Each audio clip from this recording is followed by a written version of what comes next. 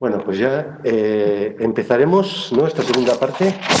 Pues, ongi etorri berriak, saio honetara, bienvenidos los que os habéis incorporado ahora y también a los que habéis estado antes. Extensa y profusamente, Andrés Carmelo nos ha hablado de la Agenda 2030 en Navarra, que ha sido muy interesante. Y bueno, pues ahora lo que vamos a hacer es conocer la Agenda Urbana Española, que es una concreción de esa Agenda 2030 en el nivel local, además de tener otros elementos, y que, bueno, pues es seguramente la estructura básica que nos va a servir para configurar la Agenda 21 o como se llame en adelante, ¿no?, la Agenda 21 en Navarra. Para ello, traeremos aquí a José Ramón Bergasa Pascual, que es arquitecto y doctor, arquitecto por la Universidad de Navarra.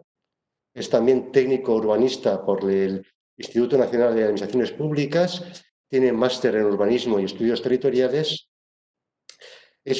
trabaja como jefe de la unidad de urbanismo y servicios del Ayuntamiento de Alfaro, es vocal de la Comisión de la Ordenación del Territorio y Urbanismo de La Rioja y durante años ha sido también profesor asociado en la Escuela de Arquitectura de la Universidad de Navarra.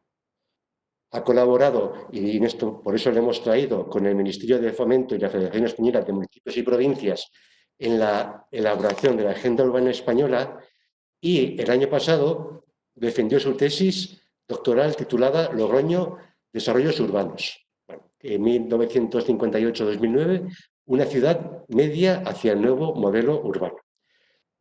Siendo y trabajando en Alfaro, bueno, pues conoce el territorio navarro, especialmente la zona de la Ribera, aunque también, por supuesto, pues, como ya hemos hablado, también que ha sido trabajador de la Universidad de Navarra, conoce Navarra, y yo en concreto lo conocí en el CONAMA local que se realizó en Toledo en el 2019 y que nos explicó todo esto y nos pareció que es muy interesante y muy útil para el desarrollo de la Agenda de Sostenibilidad de Navarra.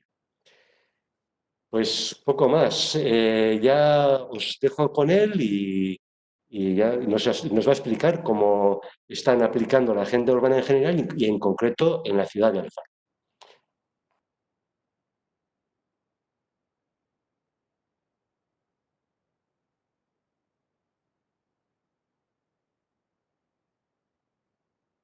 Vale. Buenos días a todos.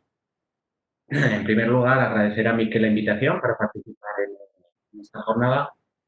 Y bueno, yo quería comentaros pues que en mi caso, trabajando como trabajo en Alfaro, ha sido una oportunidad de poder participar, perdón, en la redacción de la agenda y luego, sobre todo, el que el plan de acción de Alfaro, conforme a la agenda urbana, pues sea uno de los proyectos pilotos que se están desarrollando a nivel de toda España. En mi caso, mi participación fue poniendo voz a los municipios de menos de 20.000 habitantes. Y dentro de los planes de acción piloto, pues también soy el único municipio pequeño.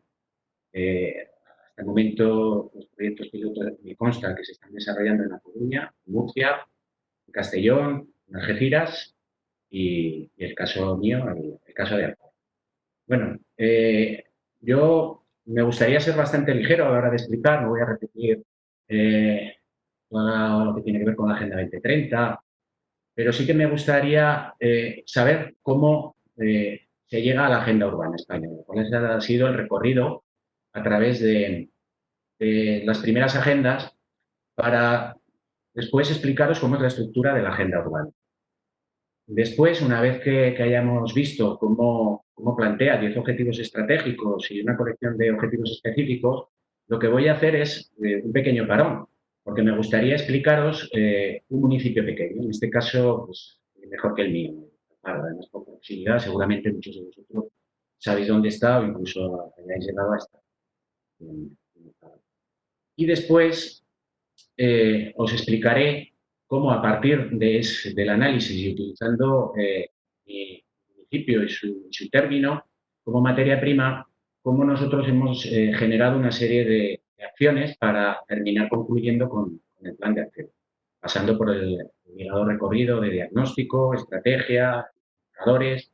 fin, la estructura es muy similar a la de la Agenda 2030. Al final, la Agenda Urbana Española forma parte del plan de acción del Gobierno de España de la Agenda 2030.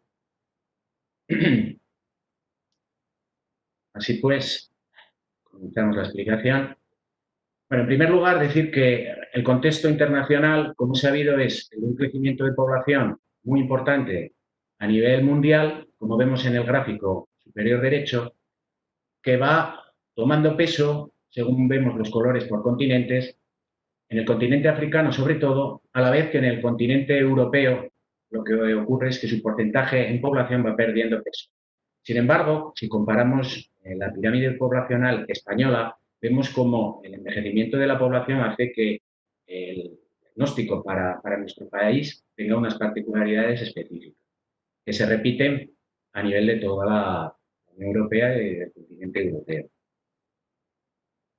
Así pues, si hacemos un pequeño barrido de cuál ha sido el crecimiento de la población mundial, sabemos que en el año 2015 el 50% de la población se localizaba en asentamientos urbanos. Para esa población y para ese porcentaje, el 80% del Producto Interior Bruto se produce en las ciudades y el 70% del consumo energético se produce también en esas ciudades, o se genera en este caso, generando a su vez el 70% de emisión de gases de efecto invernadero. Eso tiene dos enfoques.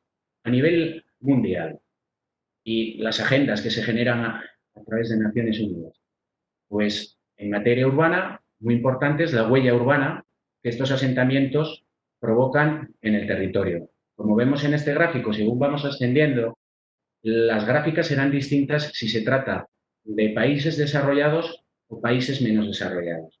Pero esto va en sintonía con el crecimiento de la población, hace que sea muy distinto el panorama si hablamos de desarrollos extensivos o desarrollos concentrados con alta densidad.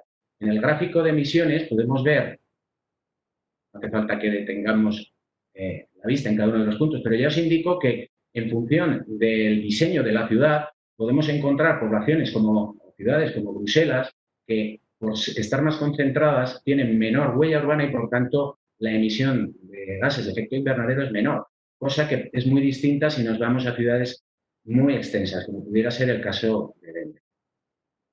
Y a nivel europeo, la situación, ¿cuál es la que ha sido? Pues el crecimiento, como hemos comentado, el crecimiento poblacional es nulo, incluso hay situaciones de envejecimiento. Eso ya se manifestó en la Carta de Leipzig. ¿Por qué? Pues porque a partir de este primer acuerdo se llega a la conclusión de que los desarrollos no podían seguir siendo como habían sido hasta ese momento, es decir, desarrollos extensivos. Es por eso que se plantea que las ciudades deben de implementarse en un principio, que es el de la sostenibilidad.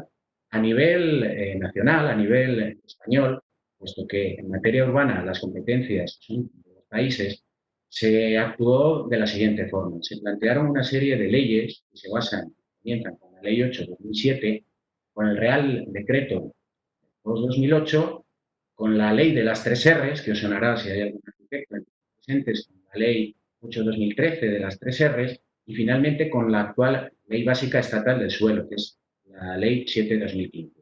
En definitiva, estas leyes lo que hacen es cambiar el paradigma.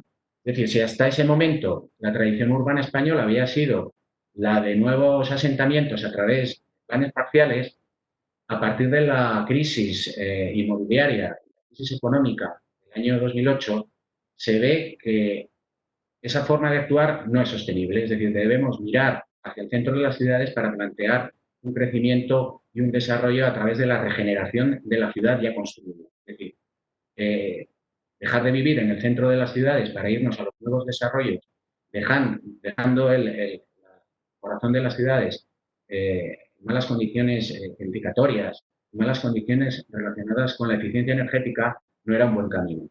Es decir, es preferible reconstruir lo que ya tenemos y actuar sobre lo que ya tenemos que olvidarnos de lo que ya tenemos y emigrar a todo el mundo a los nuevos desarrollos.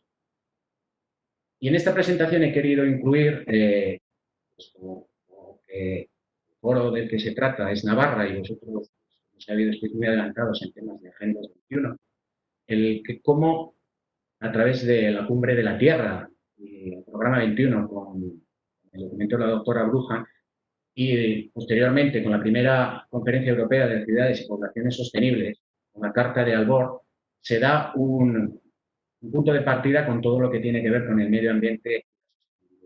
Es a partir de ese momento donde las estrategias medioambientales, de desarrollo sostenible y a nivel local plantean lo que se conocen las agendas 21. Seguramente bastante mejor que yo. Desde el año 94 hasta el 2004, en esos 20 años, al menos 2.262 autoridades locales han planteado sus agendas 21. ¿Y eso ahora en qué se traduce? Pues que quien tiene una agenda local 21 tiene una posición muy privilegiada en relación a la agenda urbana, como veremos. ¿Por qué? Pues porque ya tienen muchas de sus acciones y muchos de sus proyectos alineados con los ODS de la Agenda 2030, como puede ser el 2, 6, 11, 15, o con objetivos estratégicos de la propia Agenda Urbana Española.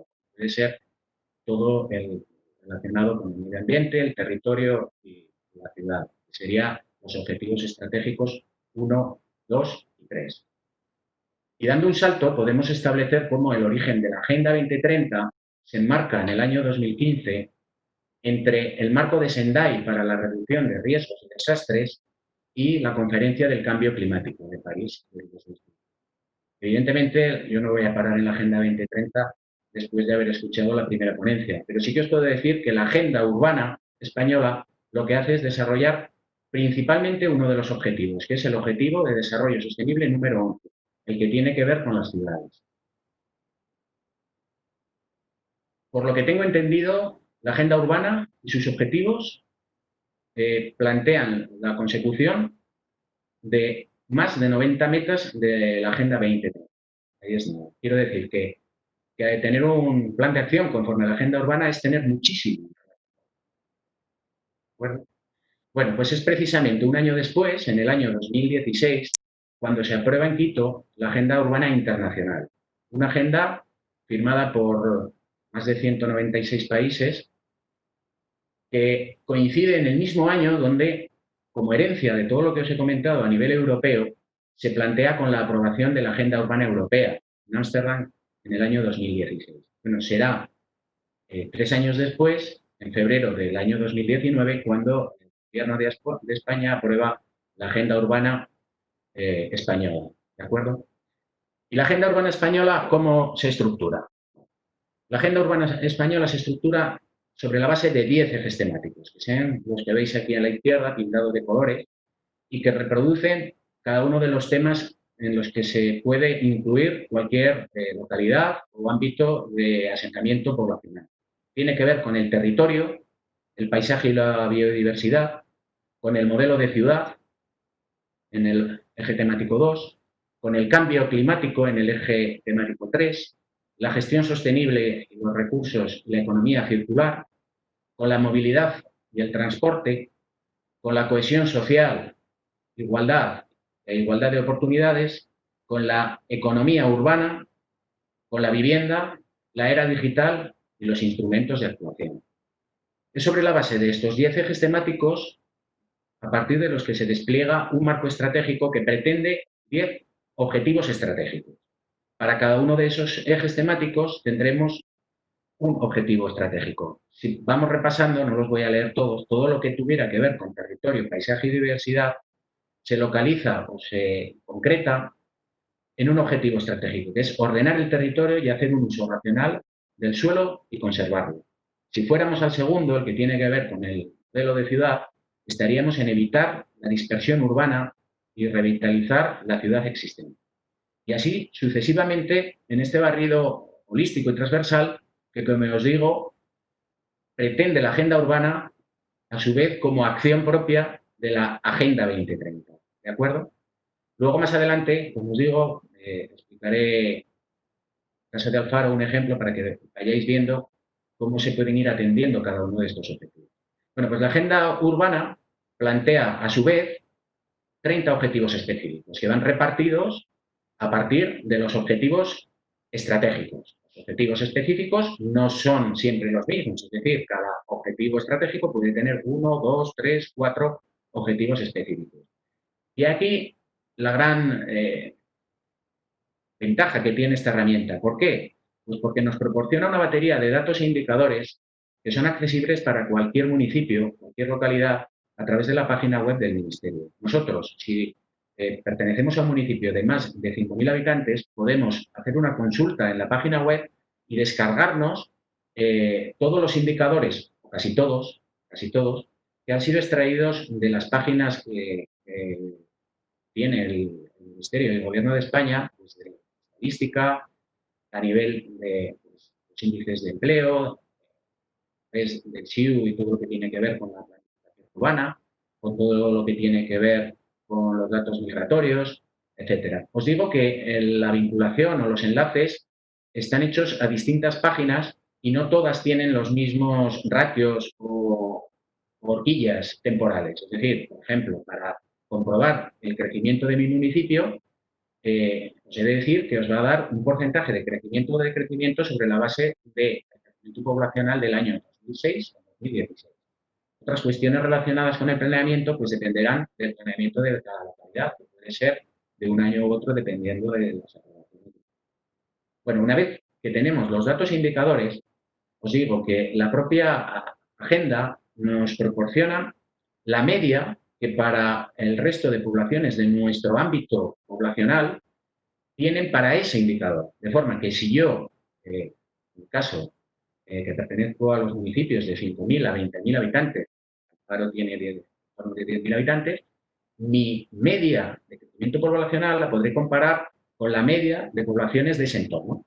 Si lo que quiero es hacer el análisis de los datos indicadores de Logroño, Pamplona, pasaré a compararme con las medias de poblaciones del entorno de los 50.000 a los 250.000 o 300.000 habitantes. Y luego un tercer estadio para las poblaciones más grandes. Y una vez que tengo los datos y sé mi situación con el resto de la media, puedo plantear el diagnóstico para mi población y fruto de ese diagnóstico establecer una estrategia.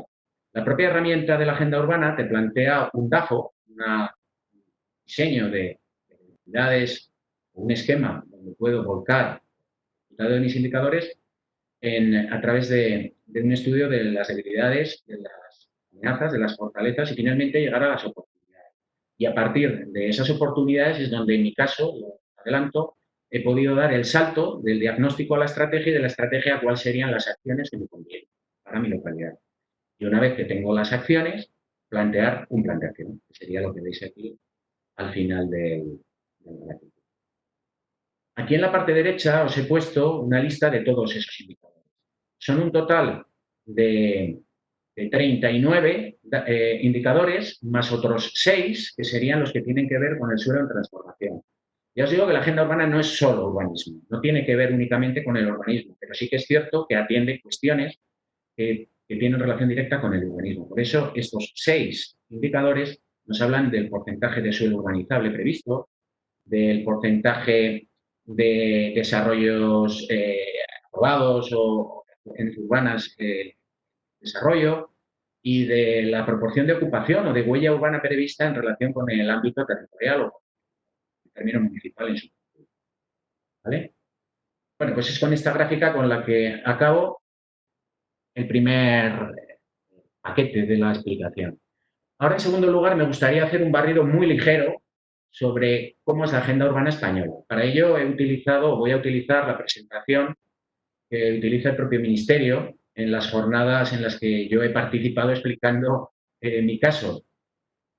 Os adelanto que el Ministerio nos explica cómo ellos han generado la agenda urbana a partir de un propio diagnóstico sobre cuál es la situación de España. Bueno, en este caso, os puedo decir que previamente a la aprobación de la agenda urbana se planteó un grupo de alto nivel de implementación de la Agenda 2030. Os he dicho, la agenda urbana es una acción de la Agenda 2030. Para ello, lo que hicieron es ponerse de acuerdo todos los ministerios y compartir la información para saber lo que estaba haciendo cada uno de ellos y a partir de ahí poder saber cuál es el punto de partida. Es por eso por lo que las políticas palanca han sido pues, la base sobre las que se plantea el desarrollo de la agenda. Y dentro de las políticas palanca, la más importante es la que ha dado lugar a la agenda urbana española. Pero no solo la agenda urbana española desarrolla la Agenda 2030. Hay muchísimos más proyectos que bien están en negociación o están en previsión de ser aprobados. El plan de prevención y erradicación de la pobreza y la exclusión social, la ley de cambio climático y transición ecológica, la estrategia de economía circular, la estrategia digital para una España inteligente, la investigación científica y técnica para los ODS, la economía social, plan de gobierno abierto, la cooperación española al servicio de los ODS. Bueno, pues todo es así hasta que finalmente se concluye con un primer documento. Este primer documento, que está redactado por un comité de expertos, se somete a un proceso de participación. Y es en esa fase de participación en la que se le da conocimiento a las comunidades autónomas y a los municipios a través de la Federación de Municipios. También a la red de iniciativas urbanas, la RIU. Sumarán todas aquellas localidades que tienen algún proyecto de UCI. Son esas las que componen. Después al sector profesional y al sector privado. Por último, al tercer sector, la sociedad civil, las universidades. Bueno, pues es precisamente en el grupo de trabajo de la Federación Española de Municipios, de la FEN, en la que tuve el honor de participar y poner voz a los municipios. Creo que fue una novedad porque, así como en la RIU, que está planteado para las estrategias de EDUSI, y como sabéis, los fondos europeos a través de esas estrategias están concedidos única y exclusivamente a municipios de más de 20.000 habitantes. Dejar fuera de la agenda a los municipios pequeños era un error. Entonces, creí oportuno que yo pudiera insistir en aquellas cuestiones en las que los municipios pequeños no tenemos acceso. ¿Cuál es nuestra situación? Es la de municipios con poca población, con pocos recursos y generalmente con la obligación o la responsabilidad de gestionar y gobernar grandes masas de territorio que a la larga son las que tienen que ver con todas las cuestiones ambientales. Incluso el incentivar o estimular a las administraciones pequeñas con fondos a los que ahora no tenemos acceso es la mejor de las herramientas para que nos pongamos al nivel de las grandes localidades. Parece que todas esas cuestiones fueron escuchadas y se han incorporado en la agenda. La verdad. Bueno, a partir de ahí os digo que el documento de la agenda parte de un diagnóstico de cuál es el punto de partida, tanto en la realidad urbana y rural de España. Después plantean un marco estratégico de cuál es el modelo de ciudad y listado de posibles acciones que se pretenden alcanzar. Incorporan ese sistema de indicadores que os estoy contando y finalmente plantean un propio plan de acción. Es decir, utilizando el propio documento de la agenda urbana, ha servido para que el Gobierno de España tenga su propio plan de acción. En la materia urbanística, como sabéis, las competencias están en manos de las comunidades autónomas y la Constitución solo le asigna al Estado la legislación en materia básica. Es decir, el urbanismo únicamente pueden aprobar legislaciones básicas, que es lo que hace. Entonces, su acción o su plan de acción atiende fundamentalmente a cuestiones que tienen que ver con instrumentos como puede ser la propia agenda urbana a nivel básico. Es por eso por lo que este documento es voluntario, no es obligatorio, no es como una ley que se debe de cumplir, simplemente es un documento, una herramienta que se pone a disposición de los municipios para que aquellos que quieran puedan utilizarlo para plantear sus estrategias.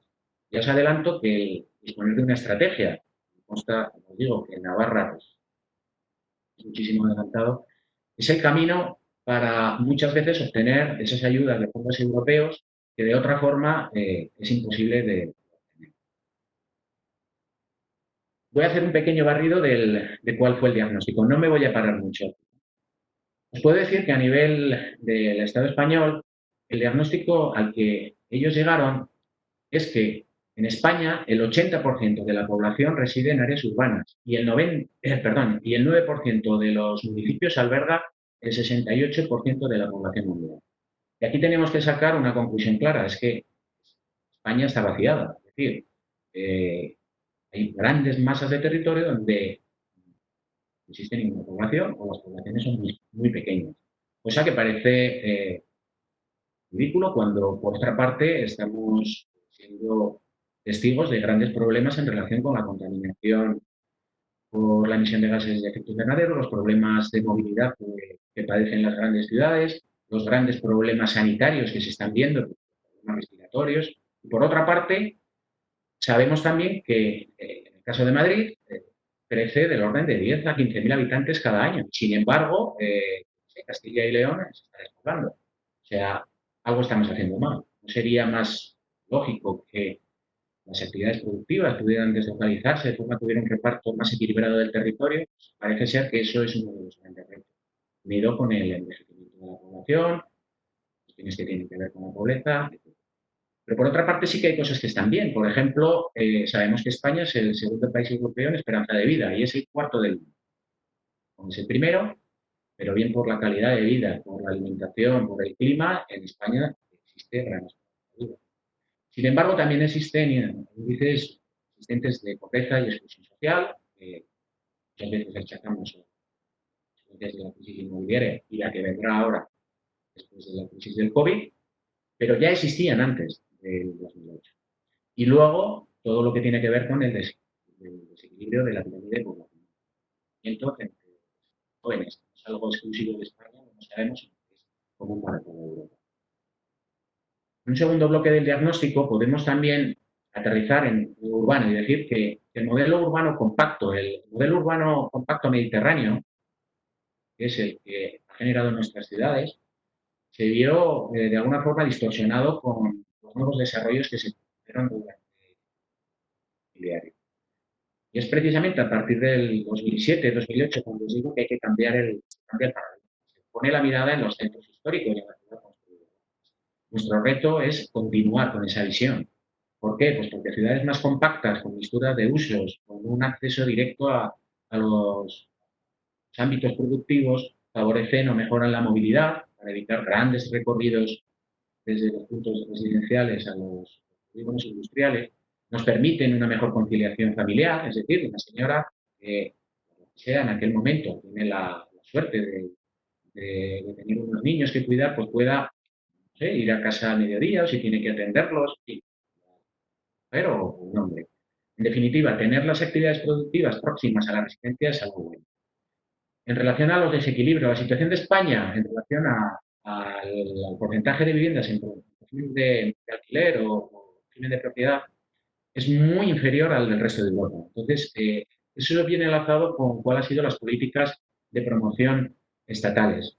Durante muchísimos años la prioridad ha sido el proporcionar ayudas para la adquisición de una nueva vivienda. Todo en el marco de una política que tenía que ver con la generación de empleo a través del sector inmobiliario, es decir, unido a este modelo de desarrollo durante muchos años extensivo, con la desgravación fiscal de los créditos hipotecarios y sobre todo con la entrada en la Unión Europea y disponer de una moneda única, como fue el euro, que como todos sabemos, una herencia de la estabilidad del marco alemán, hizo que los intereses bajaran exponencialmente. Es decir, se habla de intereses del 14% en el momento de la peseta a disfrutar de unos intereses del 4, del 3, incluso ahora, como sabéis, de valores negativos para el euro en los créditos hipotecarios.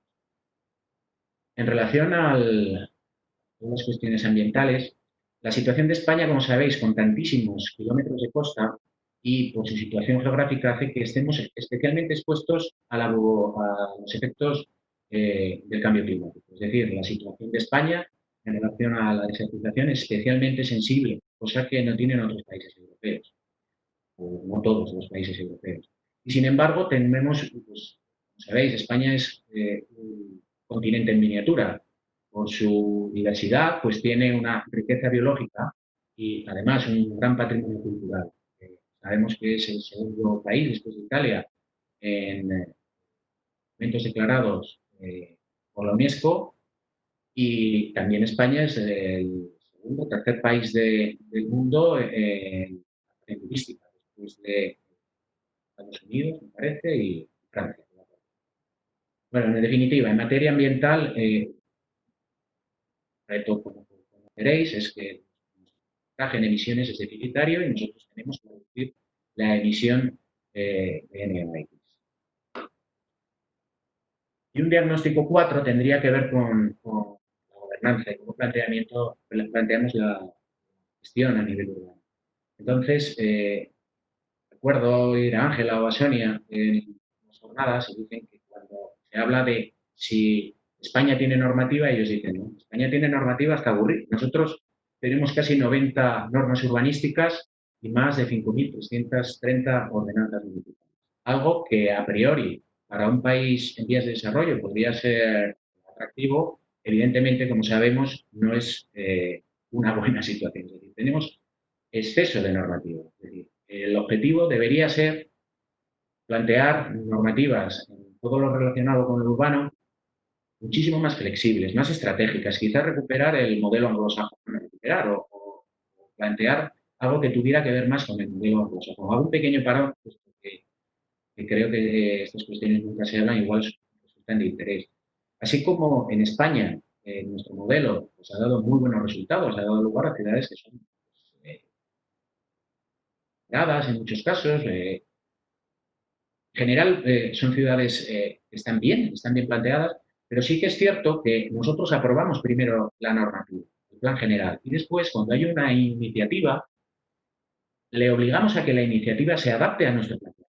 Cosa que los modelos anglosajones son distintos, o sea, es al revés. Cuando hay una iniciativa o hay un planteamiento, lo que se hace es diseñar una estrategia para que ese planteamiento sea el mejor de los posibles. Es decir, pongo por caso, creo no equivocarme cuando hablo de que había un interés en que un IKEA se colocara en Pamplona.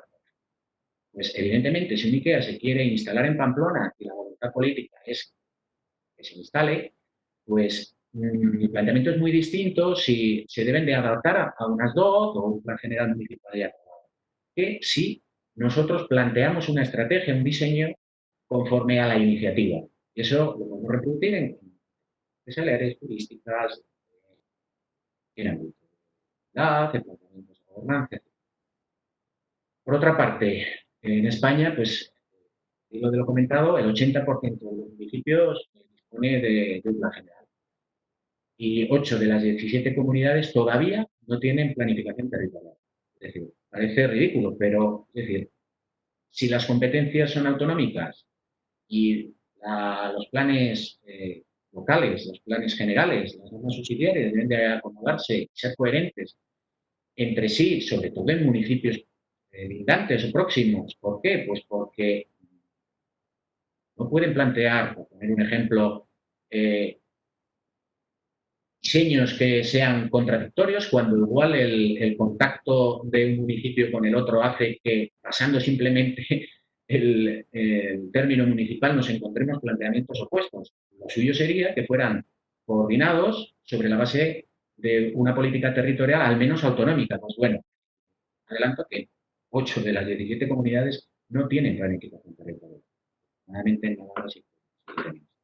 Y por último, España sí que tiene una buena situación, es deseable su mejora, pero en términos generales tiene una buena situación en relación con la transparencia. Bueno, a partir de lo que os digo, de los diagnósticos, estos y muchos más, se han establecido los retos que os podéis ir leyendo ahora o vais a pasar la ponencia. Y por último, todas estas cuestiones que hemos visto de una forma como muy general se terminan concretando en estos 10 objetivos estratégicos. Y esta vez sí que los voy a leer. El primero es el de ordenar el territorio y hacer un uso racional del suelo. Es decir, algo tan lógico como esto, pues parece ser que muchos de nuestros planteamientos, muchos de nuestros planes generales, cuando compartimos su situación con los indicadores, llegamos a la conclusión de que no.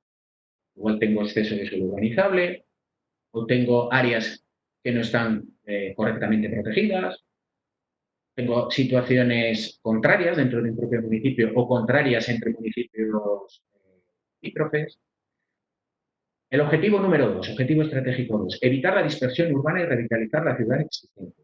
Bueno, pues efectivamente, muchísimos de los planteamientos de los planes generales son planes generales aprobados en esa generación de planes anterior a la regeneración y, por tanto, propios de aquel momento, propios de un momento en donde el suelo residual era el suelo urbanizable. No recordaréis la ley 7, la ley Aznar o el texto refundido, perdón, la ley 7, la ley del 97 o la ley del 98 y todas las leyes autonómicas a partir de esas leyes que debían de justificar la especial protección para evitar que todo el término municipal fuera urbanizable, lo cual choca directamente con poner el interés en la ciudad construida y poner el interés en el objetivo de hacer un uso racional del suelo. El objetivo 3, prevenir y reducir los efectos del cambio climático. Como veréis en uno de los ejemplos que os pondré, en el caso de municipios como es el mío, que pertenecemos a la ribera del río Alhama, los momentos de avenida en el río Ebro producen inundaciones y producen trastornos que son terribles. Es decir, económicamente es algo muy caro de controlar y de proteger, en este caso sobre los mazones o las botas, pero es que sobre todo se reproducen con más periodicidad. Es decir, es algo que en lo local estamos comenzando a sufrir cada día. Igual los municipios pequeños no tenemos tantísimos problemas con la contaminación atmosférica, pero sí que tenemos muchísimos problemas relacionados con el cambio climático y con lo que os digo, esa avenida e inundaciones. El objetivo estratégico 4, hacer una gestión sostenible de los recursos y favorecer la economía circular. Ahora, como hemos podido comprobar con el COVID, la falta de movilidad hace que tengamos que echar mano de toda la actividad productiva de nuestro entorno. Es decir, y existen muchísimas localidades que dependen de la compra y adquisición de los alimentos del día a día de municipios más grandes que están en su entorno y que carecen de igual un pequeño o mediano comercio próximo. Favorecer la proximidad y la movilidad sostenible. En ese sentido, hay muchísimo de que hablar. Sabéis el debate que hay ahora de la ciudad de los 15 minutos, el cronourbanismo, evitar la presencia del vehículo en el uso y dominio público, en fin, se puede hablar horas. Fomentar la cohesión social y buscar la equidad. Es decir, se ha habido que una sociedad equilibrada, con acceso garantizado a los recursos, es la base sobre la que se puede desarrollar una ciudad equilibrada. Es decir, no garantizar que todo el mundo tenga acceso a todo es una cosa. Impulsar y favorecer la economía urbana, es decir, la actividad productiva es fundamental para poder desarrollarnos. El acceso a la vivienda, liderar y fomentar la innovación digital y mejorar los instrumentos de intervención y la gobernanza. Bueno, pues es en este decálogo en el que se apoya la agenda.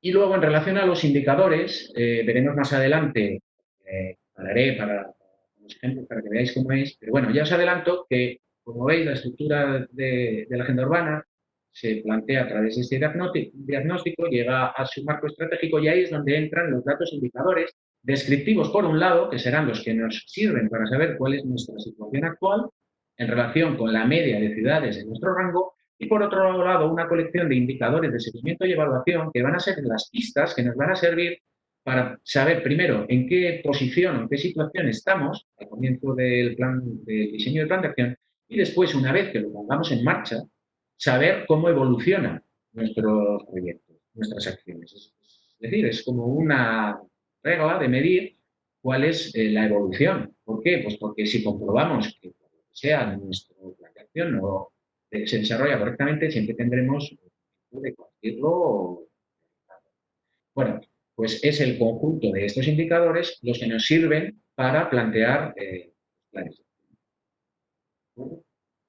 Bueno, y ya para terminar os voy a contar que la agenda urbana no es algo que viene para borrar todo lo anterior.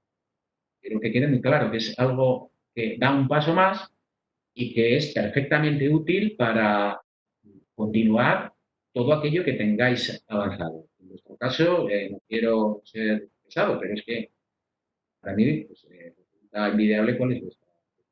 Pero a nivel de toda España, pues también existen muchísimos municipios que tienen muchas cosas hechas con Agenda 2030, con cuestiones que tienen que ver con el patrimonio arquitectónico y cultural, con fondos de 1,5% cultural, con las actuaciones que obtienen ayudas conforme a los planes estatales de vivienda y todas aquellas ciudades que están disfrutando de fondos europeos o han disfrutado hasta ahora de las convocatorias de las estrategias de desarrollo urbano sostenible e integrado, las famosas EDUSI. Entonces, si me coloco en una horizontal los objetivos estratégicos, los 10 objetivos estratégicos de la agenda, puedo ir comprobando cómo cada uno de los objetivos específicos está alineado con algo o con muchas de las cosas que ya existen. Es decir, alguien que tenga avanzado o que esté con los proyectos de DUSI o del 1,5% cultural podrá comprobar a cuál de los objetivos específicos corresponde simplemente con identificar el color correspondiente de esta. ¿De acuerdo? Muy bien, pues así terminamos el segundo cuerpo de la explicación y ahora vamos a hacer un pequeño parón que va a consistir en explicar un municipio. Puede ser el mío, pero podría ser seguramente cualquiera de los. Además, en este caso, como está tan próximo, os resultará todo muchísimo más familiar. Cuando me ha tocado explicarlo pues en Murcia o en Toledo, en Santander o en Madrid, pues hay muchísima gente que yo creo que ni siquiera está en La Rioja. Entonces, comienzo explicando un poco cuál es la situación del paro en la comunidad. Bueno, como os comento, el 80% de la población vive en el 20% del territorio, pero es que 2/3 del territorio pertenece a municipios de menores de 10.000 habitantes.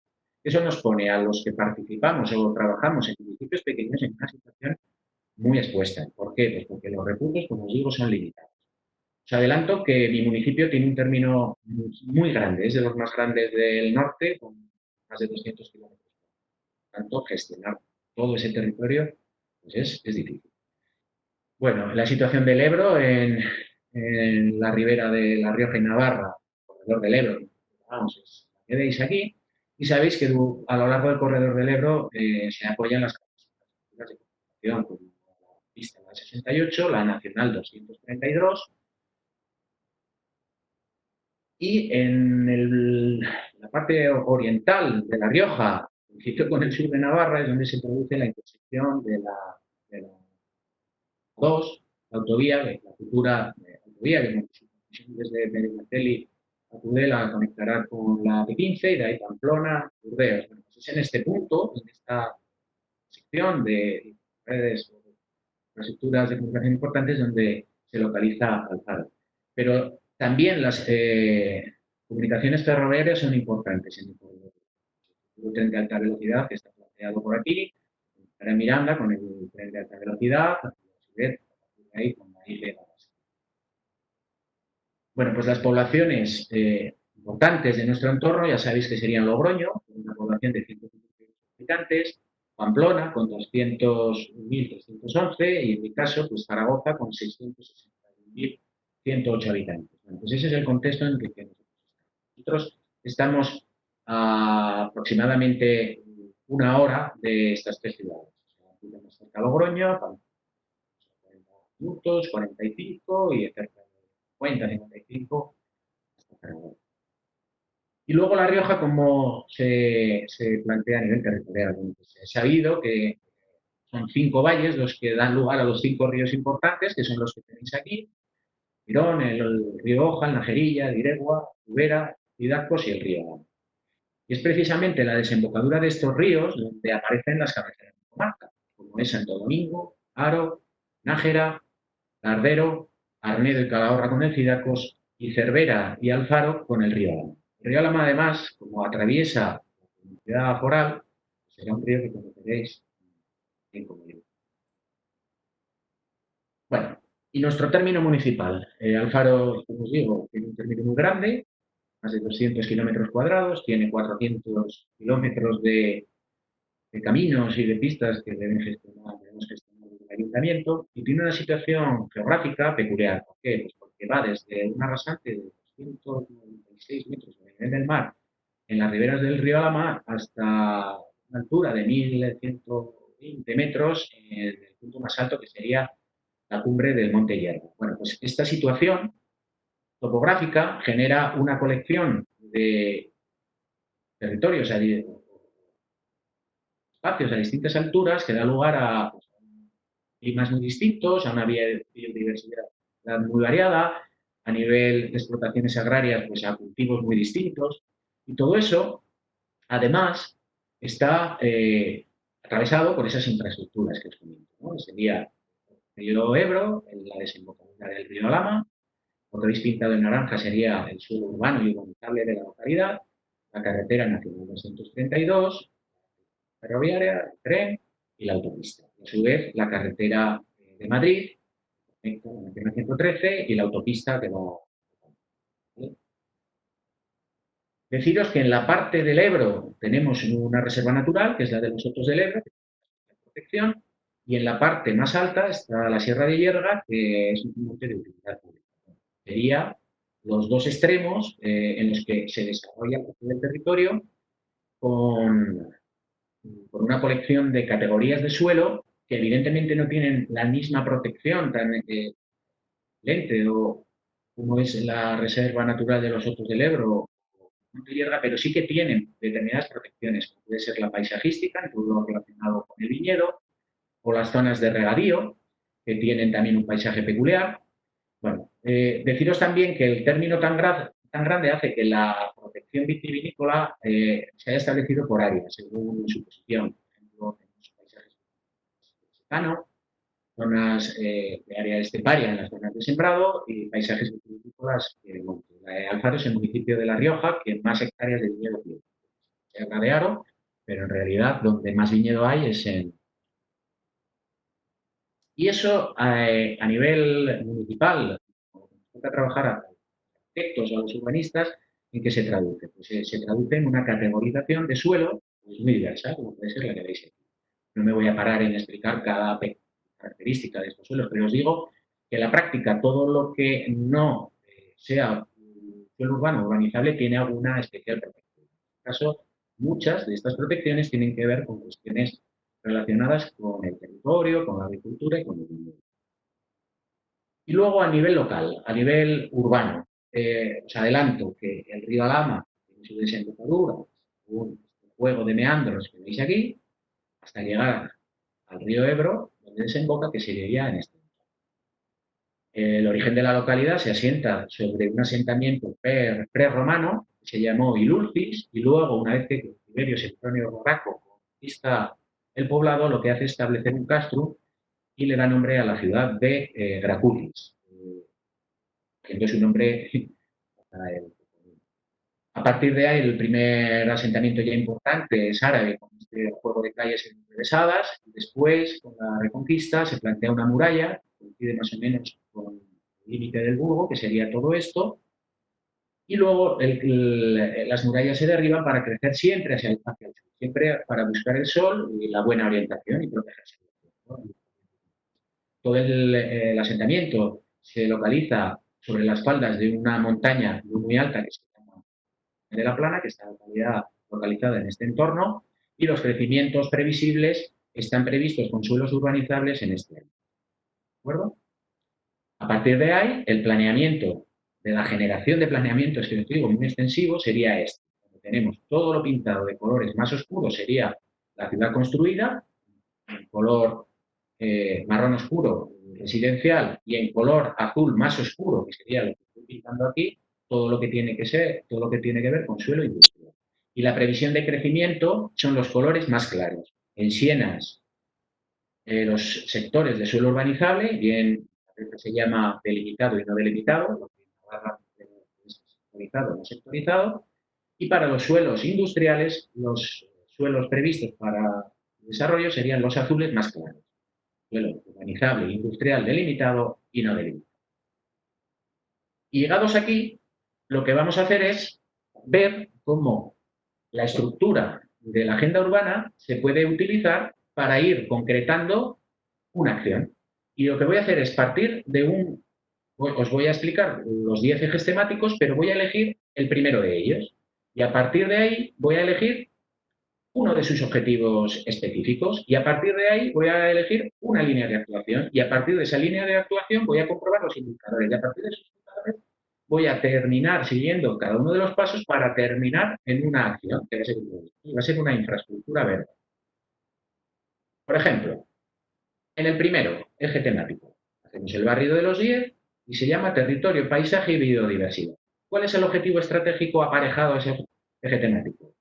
Hemos dicho, ordenar el territorio y hacer un uso racional del suelo, conservarlo y protegerlo. Bueno, pues en gris tenéis cada uno, o sea, la colección de objetivos específicos para cada uno de los objetivos específicos. En este caso tendríamos 3 objetivos específicos. Para el segundo son 6, pero en este caso son 3.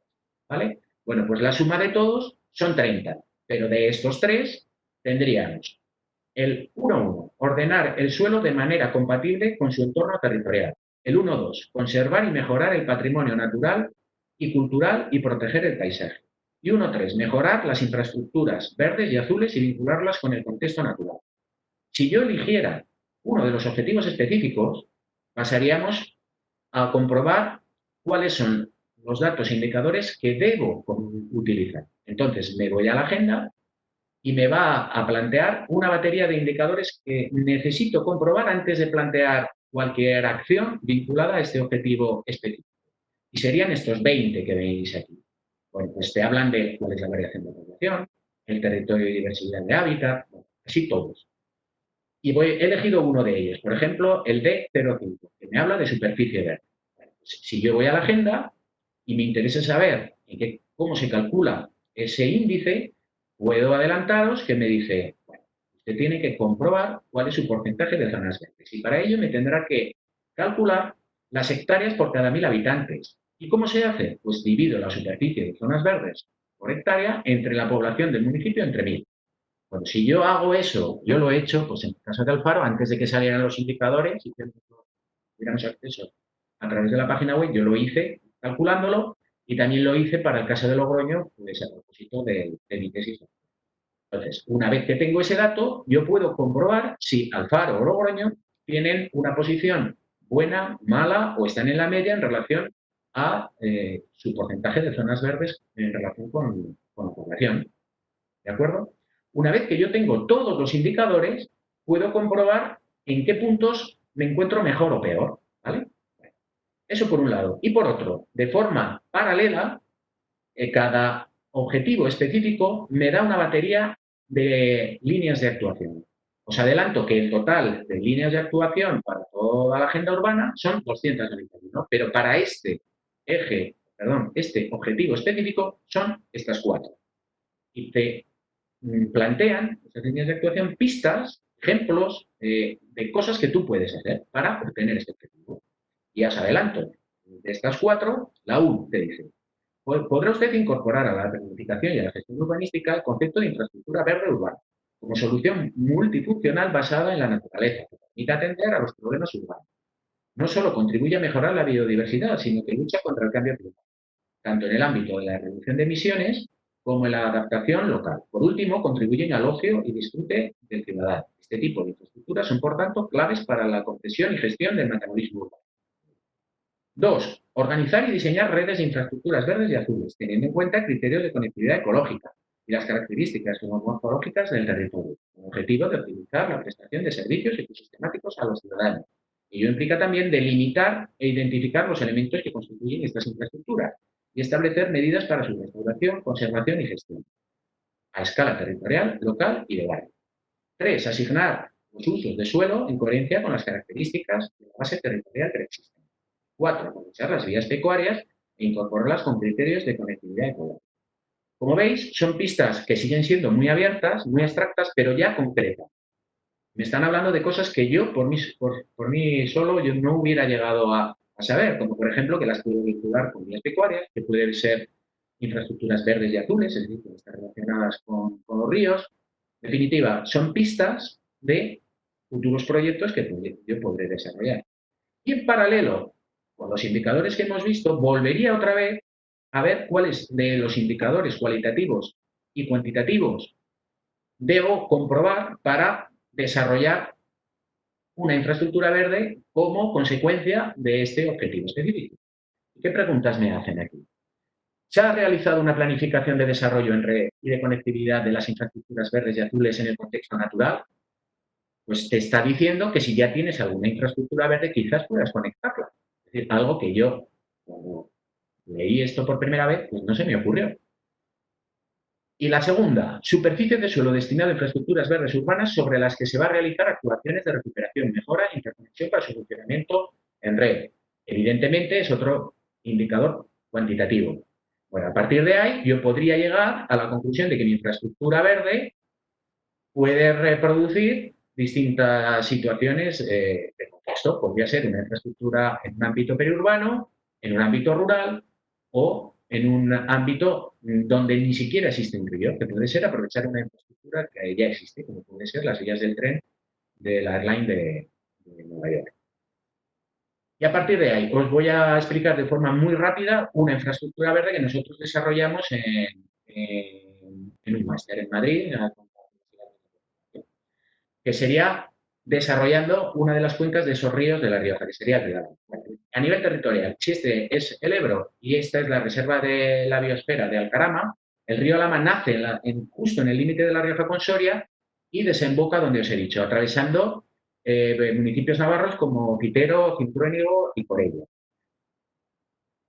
A nivel territorial haríamos un diagnóstico crítico. ¿Cuáles son los problemas que detectamos? Pues problemas de inundaciones, problema de falta de ribera, falta de estudios de inundabilidad en algunos municipios, inadecuación del planeamiento a la infraestructura, una serie de problemas que se repiten en muchos municipios. Y a nivel local, pues algo parecido.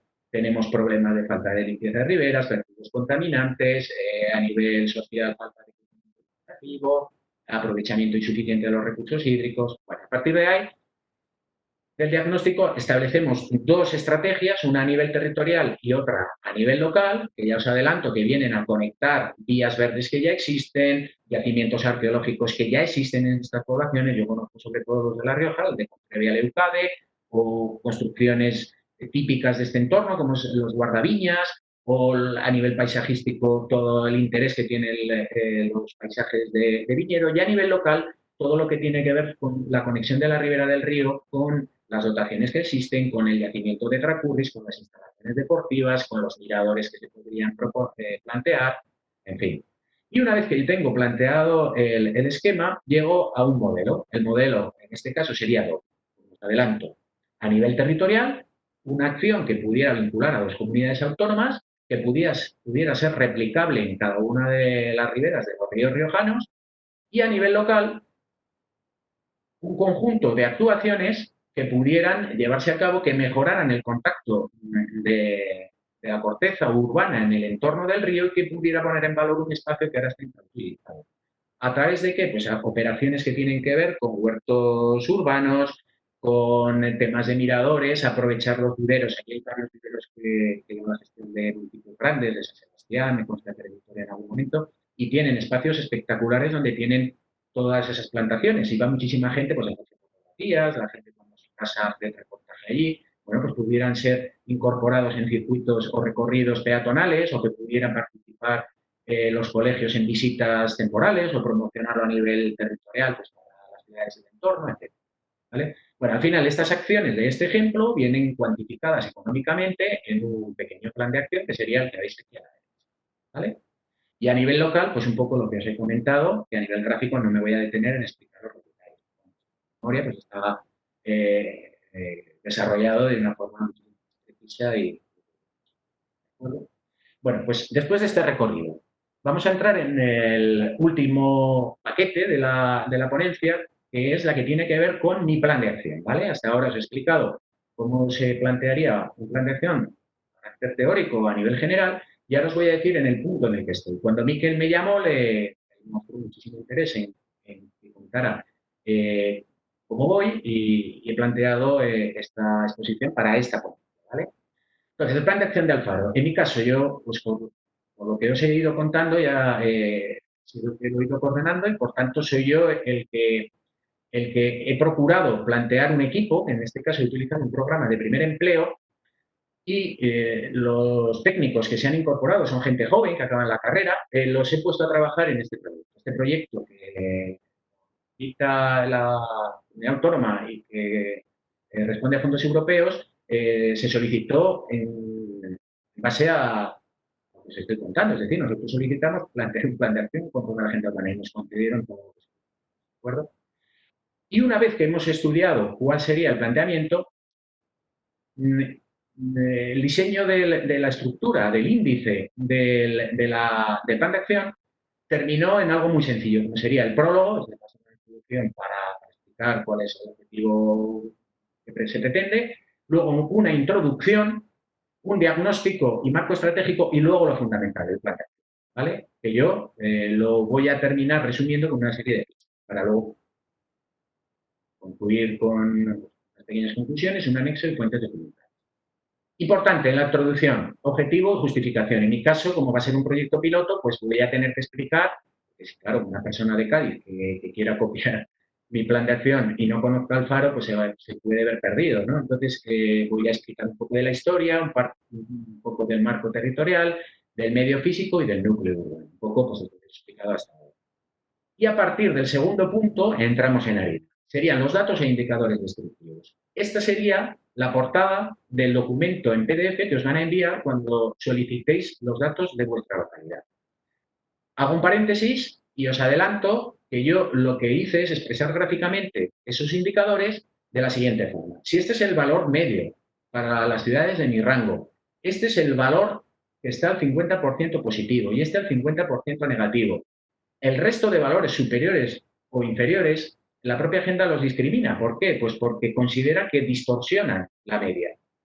Y tiene su explicación. Por ejemplo, Bermeo es una ciudad que tiene una población similar al Faro, sin embargo, su ámbito territorial es muy distinto. ¿Por qué? Pues porque ellos viven del mar. Evidentemente, el mar no participa del término municipal y, por tanto, distorsionaría la media y a mí me haría un flaco favor a la hora de comparar con él. Bueno, pues del estudio de estos indicadores, que los veis en la barra de la derecha, yo pude deducir, mediante estas nubes de color, cuál es la posición de Alfaro en aquellos conjuntos de indicadores que por ejes temáticos me demuestran que me encuentro en una situación muy favorable o muy desfavorable. ¿Y por qué eso es importante? Pues porque será en esos ejes temáticos en los que yo tendré que poner atención. ¿Por qué? Pues porque debo de sacar a la luz cuáles son mis debilidades. ¿De acuerdo? A partir de ahí, el siguiente punto, eje temático de la Agenda Urbana Española. Es decir, es precisamente el marco estratégico el punto, el salto donde voy a pasar de cuestiones teóricas a cuestiones prácticas. Y entonces, ¿cómo lo hemos hecho? Hemos utilizado los propios DAFOs que proporciona, o la guía de DAFO que proporciona la agenda por ejes temáticos. Te va haciendo un barrido de aquellas cuestiones que corresponde cada uno de los ejes temáticos y simplemente con ir contrastando cada uno de los puntos con lo que tú sabes de tu municipio y los indicadores, llegáis a detectar las debilidades y a partir de ahí, evidentemente, las amenazas, las fortalezas y las oportunidades. Cuando ya tenemos las oportunidades, os pongo por caso, de Alfaro, la gran biodiversidad, porque un término municipal tan grande de una población relativamente pequeña, pues hace que nuestro municipio tenga un gran potencial en todo lo que tiene que ver con cuestiones ambientales o medioambientales, territoriales o turísticas relacionadas con el mundo rural. ¿De acuerdo? Pues es precisamente en ese punto en el que hay que dar el salto de las musas al teatro, es decir, para terminar concretando en cada una de las acciones y cada uno de los puntos. ¿De acuerdo? Bueno, este es el trabajo más peleagudo, esto es lo que llena prácticamente el grosso de las páginas de la agenda. Mi agenda, yo os insisto, quiero que sea una agenda práctica, que se puede hacer con unos recursos razonables en un tiempo razonable. ¿Y cuál ha sido mi horquilla en relación a esas cuestiones? Yo quería hacerlo en 9 meses, que es el tiempo que van a estar estos chicos, han estado conmigo, y con y con un número de páginas limitado. Yo quiero un documento que no tenga más de 100 páginas. Y yo no quiero una tesis doctoral. ¿Por qué? Pues porque solo conduce al aburrimiento y finalmente a la frustración. Y hace que los municipios pequeños no quieran embarcarse. ¿Vale? Y a partir de ahí, una vez que tengo cada una de esas acciones, cada uno de esos proyectos, en mi caso, yo los he ordenado de forma que coincidan por orden temático. Es decir, si comprobáis, cada uno de los colores responde a cada uno de los ejes temáticos en los que se incluye. Y tengo acciones de todo tipo. Para ello he pedido ayuda pues, al área de servicios sociales, al área de intervención, al área de medio ambiente y tengo acciones como la infraestructura verde, que la he puesto en primer lugar, la que he explicado y porque además coincide con la primera, pero hay creación de red de itinerarios para el suelo no urbanizable, que utiliza vías pecuarias, que tenemos muchas, por otra parte, modelo periurbano sostenible, que tiene que ver con las construcciones irregulares, las llamadas casillas, que claro, como tiene muchísima zona de regadío, hay muchos huertos, pues ahí tenemos un verdadero problema con esos construcciones. La rehabilitación de un bien de interés cultural, un convento que hemos comprado y que queremos destinarlo a salas de cultura, albergue de peregrinos, biblioteca, y que ya hemos participado en la convocatoria del 1,5% cultural y que estamos en espera de que suceda. Luego un área de rehabilitación integral, que es una cuestión más de regeneración urbana y propiedad del área de urbanismo. Un PERIS, que son planes especiales de reforma interior para una zona de reconversión industrial, que son unas antiguas cerámicas. Un PERI del Palacio Ramírez, un palacio muy grande que está en malas condiciones, que tiene un particular y que nos gustaría que se pudiera restaurar. El proyecto de Ebro Resilience, que por cierto este proyecto fue un proyecto piloto en Bruselas y que participaba, lo presentaba el Ministerio, utilizaba las riberas del río Lama en la parte media, es decir, de toda la zona nuestra de La Rioja, de Navarra y de Aragón, y realmente funcionaba y pues está desarrollando Traxa y el Ministerio con sus medios. Un plan de movilidad sostenible, un PERI en la zona de cuevas. Nosotros tenemos cuevas, como las Vedas, cuevas que tienen una situación de infravivienda problemática, con algún hundimiento, en fin. Un proyecto de cohousing para personas mayores, un proyecto de acompañamiento para personas mayores, un proyecto de intervención comunitaria, un programa de primer empleo, que sería, bueno, sería continuar el programa de primer empleo con el que hemos gestado esta transacción, un proyecto de partenariados más rural, la digitalización de las redes de Alfaro, de abastecimiento, saneamiento para mantenimiento certero cuando hay una averías, y los presupuestos participativos. Al final, para cada una de estas acciones, muy importante, determinar el objeto y los objetivos. Para eso, nosotros lo que hemos hecho es detectar cuál es el eje estratégico y, sobre todo, cuál es el objetivo estratégico fundamental, utilizando el código de colores, pero puede ser que también atienda a otros objetivos estratégicos o específicos, pero los colocaremos en orden de jerarquía. Por eso, que corresponde, si mal no recuerdo, a la infraestructura verde, corresponde al primer eje temático, pero también evita la dispersión y revitaliza la ciudad existente. ¿Por qué? Porque nos sirve para contener esas construcciones municipales o irregulares, pero también previene y reduce los impactos del cambio climático, porque se recuperarán muchísimas ocupaciones agrícolas de las riberas que pertenecen al dominio público hidráulico, pero también impulsa y favorece la economía urbana. ¿Por qué? Porque si mejora el turismo, pues también redundará en la economía de la propiedad. En relación al ámbito, pues esta es de otra ficha. Pues el ámbito de actuación es el segundo, el del modelo periurbano. Pues esta parte es muy sensible por construcciones que pueden cortar los desarrollos o la conservación de las riberas del Alhama, y este es el ámbito que queremos actuar, o donde queremos actuar. Luego, hacer un gráfico con el calendario de qué es lo que vamos a hacer y cuándo, y cuantificarlo económicamente si es posible. No siempre es posible. Y finalmente establecer los agentes que intervienen, sobre todo para cuestiones que tienen que ver con la financiación. Y por último, cada una de estas acciones terminan configurando, que a mí me sirve para las presentaciones y también para poder tener un manejo del plan de acción en unas fichas.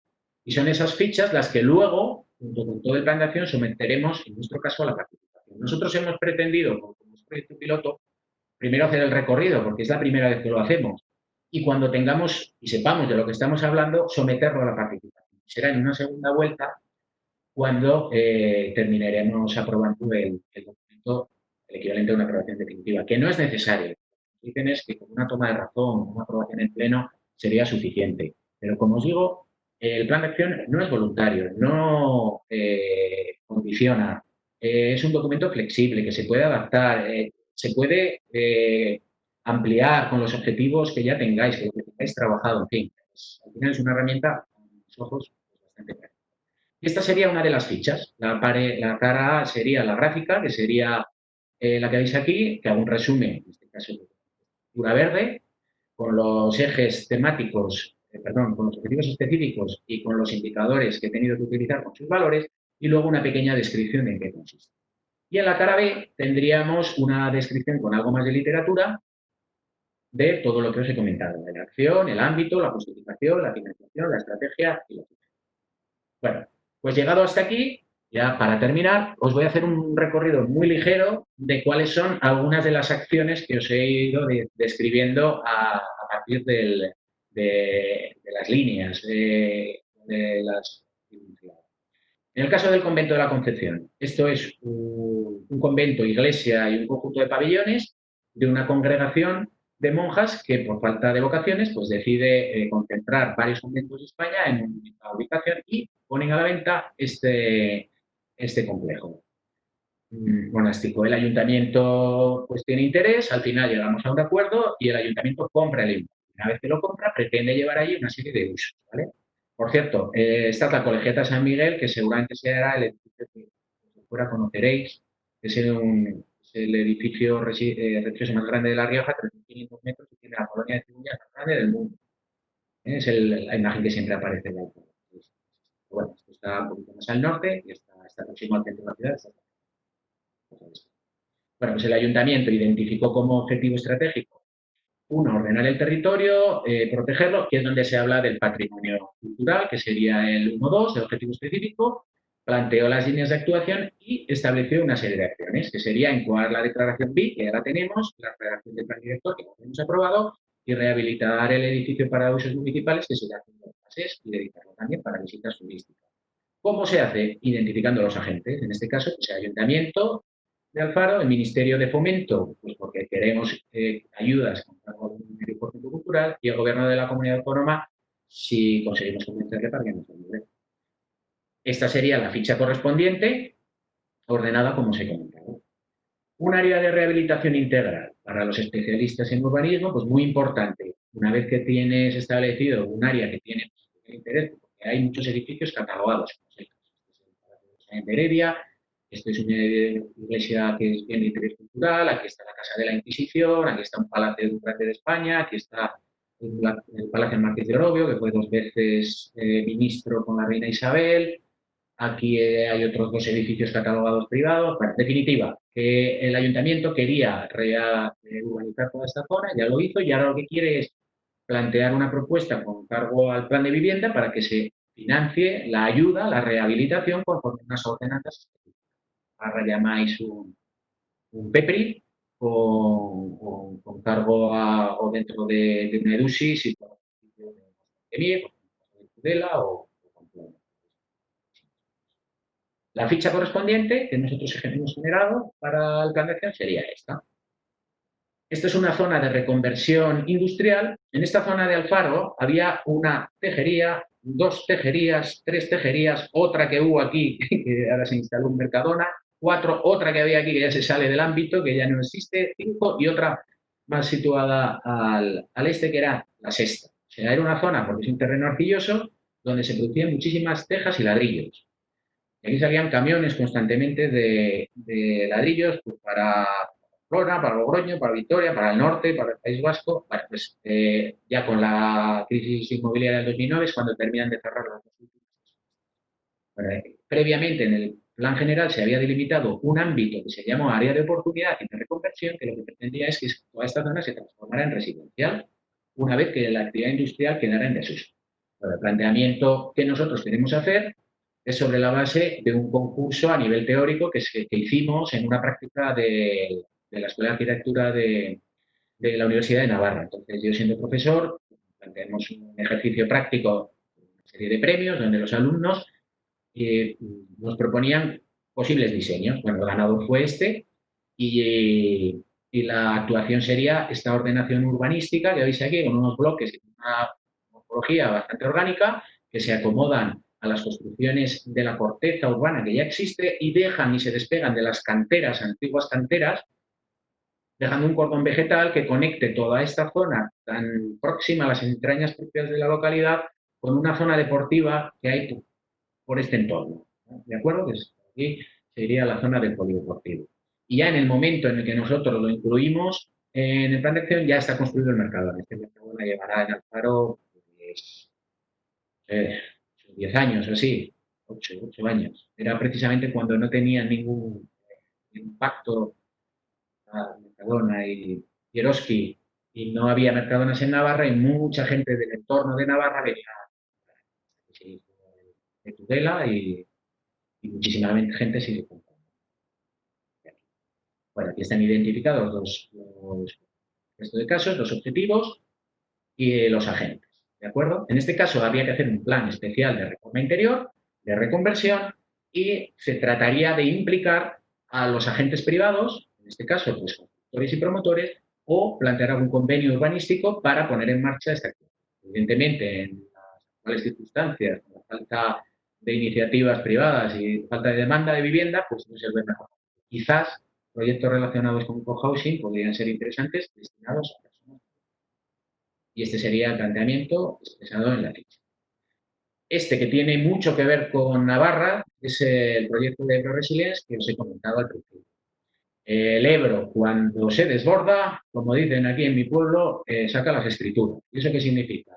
Que recupera las partes del meandro que habían sido suyas. Entonces, ¿qué ocurre? Que los mazones se rompen constantemente y, como es sabido, volver a construir un mazón donde originalmente no lo hubo es un camino equivocado. ¿Por qué? Pues porque vamos encauzando el río a izquierda y derecha de sus márgenes, y cuando la capacidad la disminuyó, no hay superficie suficiente para contener las avenidas. Y el proyecto de Euroresil es muy sencillo, es retrasar los mazones o simplemente eliminarlos. ¿Por qué? Pues porque si yo compro las parcelas, en este caso pues, fincas de peros o chopos, si las compro una vez pagaré más la vez que las pago, pero la suma de la reposición de 2 o 3 mazones vale mucho más que comprar esa finca. Evidentemente, algo como la resiliencia, que nos puede sonar a algunas personas les puede sonar algo como más abstracto, que es ajeno a sus intereses, termina siendo algo que les afecta a sus bolsillos. Y en este caso el Ayuntamiento de Alfaro está prácticamente implicado y quiere, bueno, de hecho se está comentando en nuestro término la segunda fase, y en Navarra me consta que ya ha habido varias, y es una de las acciones, como podéis comprobar. Y nosotros la incorporamos pues, para seguir con este proyecto. Y esta sería la ficha correspondiente. Y esta tiene que ver con las actividades productivas. Alfaro tiene un polígono industrial bastante grande, hecho por SEPES en este entorno, que está en un punto estratégico en las comunicaciones, y queremos potenciarlo pues, para que tenga más atractivo. Entonces, bueno, trabajamos muchas posibilidades con el derecho de superficie, incluso yo a nivel personal creo que si Calahorra, Tudela y Alfaro se unieran y vendieran sus propios polígonos, yo qué sé, en Alemania o tuvieran la iniciativa de plantear esta colección de polígonos en el corredor del Ebro a nivel conjunto, pues podría ser muy interesante para operadores o empresarios que quieran localizarse en esta parte de Europa o de España. ¿Por qué? Porque la suma de estos 3 polígonos tiene más superficie que todos los polígonos de Logroño y seguramente más que Pamplona. Este ronda los 800.000 metros, ahorra 1,000,000 y pico, y el de Tudela pues, 1,5 millones. Esta sería la ficha correspondiente. Y esta es una ficha que he incluido, pues que tiene que ver con cuestiones. Sería un housing dirigido a las personas mayores. O sea, creo que en nuestra zona, bien por el clima o el territorio, es una buena zona para vivir y no sería un mal planteamiento. Ahora que entran en crisis, hemos visto cómo las residencias de mayores pues, tienen o han respondido de una forma tan desafortunada con el COVID, pues bien podría muchísima gente que está en residencias de grandes ciudades como Madrid o Barcelona, pues terminar su vida en municipios más pequeños. El plantear proyectos residenciales de cohousing donde tú tienes tu propio apartamento pero compartes la zona de comedores o una gimnasio geriátrico, estás atendido por un enfermero, una enfermera, un médico, pues puede ser algo que creo que puede ser interesante. Y por último, y ya para terminar, os diría que muy importante a la hora de plantear una agenda urbana el responder a 5 preguntas. Que sería, ¿cuál es el diagnóstico que realiza en relación con los objetivos estratégicos de la agenda urbana? ¿Qué se está haciendo actualmente en relación con ello y qué más se desea hacer para solucionar los problemas? ¿Cómo va a implementar estas nuevas acciones y en qué plazo? Identificar qué agentes intervienen como posibles participantes Y por último, ¿cómo puede realizar un seguimiento y evaluación de su plan de acción? Todo eso es fácil de responder utilizando las propias hojas Excel que facilita el Ministerio en la agenda urbana. Es una hoja Excel que se puede proporcionar a las unidades del propio ayuntamiento, van rellenando cada responsable qué tiene en marcha y el calendario de cuándo prevé terminar, y por otra parte, qué acciones se pretenden comentar. Y por último, concretar las acciones, empaquetarlas mediante un documento y generar lo que es un plan de acción. Y con esto pues, termino mi ponencia. Espero que haya sido de vuestro interés y agradecer vuestra atención.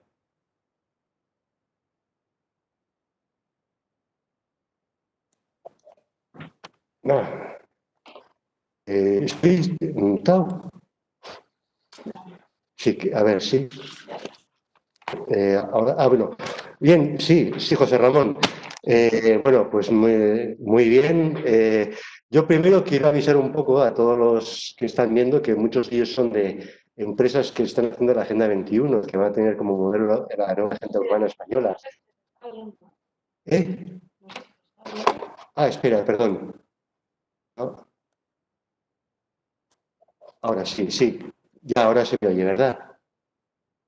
Sí, que no, que quería comentar que con esta exposición tan profusa y tan intensa, que igual algunos de los que están haciendo ahora las nuevas agendas con este modelo, tanta ambición y tanto nivel, no vamos a empezar, sino que la cuestión es, lo vemos como un proceso, ¿no? Donde este modelo de agenda urbana nos puede aportar pues, mucha claridad y definición de objetivos, ¿no? Yo, a única, sin entrar en, porque ya no vamos a tener mucho tiempo para preguntas, quería preguntar que, por una parte, qué reacción ha habido por parte del ayuntamiento ante esta iniciativa de hacer este plan de acción y también por parte de la población, a ver cómo la habéis vivido. ¿Te respondo a esta pregunta o espero a que me... No, pero respóndeme, a ver si hay Vale, algo que quiera hacer, enviarla por el chat, que si no, vale. ya, pues lo haremos más adelante, sí. Habilito el micrófono y el vídeo y respondo. Pues en primer lugar, la aceptación por parte del equipo de gobierno os cuento. Lo que ocurrió es que ha coincidido la redacción durante la transición del equipo saliente y el equipo de gobierno que ahora está en el ayuntamiento. Porque en mi caso la alcaldesa ya no se presentaba a las siguientes elecciones y el alcalde que tenemos en la actualidad pues no conocía nada de estas cuestiones cuando entró y se las encontró ya avanzadas. ¿Vale? Pues te diría, a ver, como todos los municipios, los alcaldes y los concejales están al día a día. Están en el día a día que les come prácticamente todas las horas. Pues en mi caso yo creo que ha sido una apuesta por mi unidad y por el concejal que había entonces. Y claro que les gusta, les interesa, pero no llegan a implicarse, pero por falta de tiempo. Es decir, en un ayuntamiento como el nuestro puede haber 2, 3 personas liberadas, que son las que pueden disponer de todas las horas del día para estar en el ayuntamiento y el resto. Entonces, te dicen que sí a todo, que les parece muy bien, pero creo que hay que dar un impulso en el caso de un municipio pequeño, tiene que haber un compromiso del responsable. En este caso, bueno, pues a mí como me interesan estos temas, yo he hecho una apuesta quizás personal por sacar esto adelante y por, no sé, poder dentro de unos años, pues tener ayudas que de otra forma creo que va a ser difícil. Eso por un lado. Y la segunda parte de la pregunta, que sería la que tiene que ver con la aceptación por parte de la ciudadanía, yo te diría que de momento no es muy conocido. ¿Por qué? Pues porque esa fase de participación, en mi caso, la voy a llevar cuando tenga el documento más o menos terminado. Primero, porque es nuestra primera experiencia en documentos estratégicos y, por tanto, someter a participación o dar información de algo que todavía ni siquiera nosotros sabemos manejar podría ser activo. Y, por otro lado, porque el equipo de gobierno, ya te digo, no estaba en esas.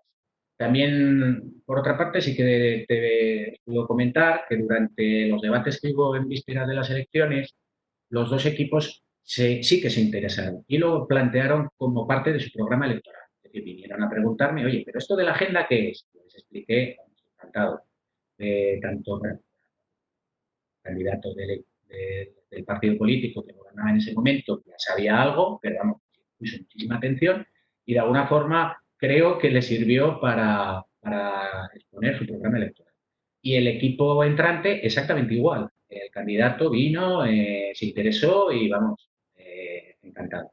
Además, da la particularidad que en mi caso el partido político que gobierna en la actualidad, pues resulta que ahora en la actualidad coincide también con el partido del gobierno de España y con el de la comunidad autónoma, lo cual favorece mucho el impulso de todas estas cosas.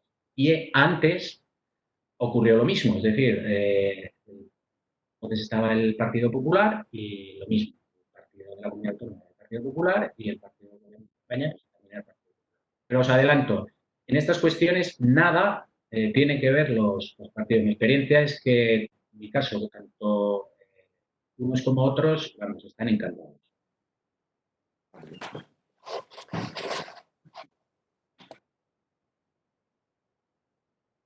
Espera, perdón. No, que ya iremos cerrando ya la jornada. Yo creo que ha sido muy intensa, con muchísima información, que nos va a servir para orientar mucho lo que queremos seguir haciendo. No es fácil hacer preguntas porque con tanta información, bueno, pues la verdad es que yo creo que nos estamos limitando a recoger todo lo que nos valga para ir ajustando nuestro modelo de agenda. También, bueno, quiero recordar que tanto los vídeos como como las presentaciones las enviaremos a los participantes, que además junto con ellos enviaremos a todos los participantes pues un documento para hacer la valoración de la jornada, para hacerlo a través de un formulario y sin más, pues agradeciendo, José Ramón, pues cerraríamos ahora y ya seguiremos hablando.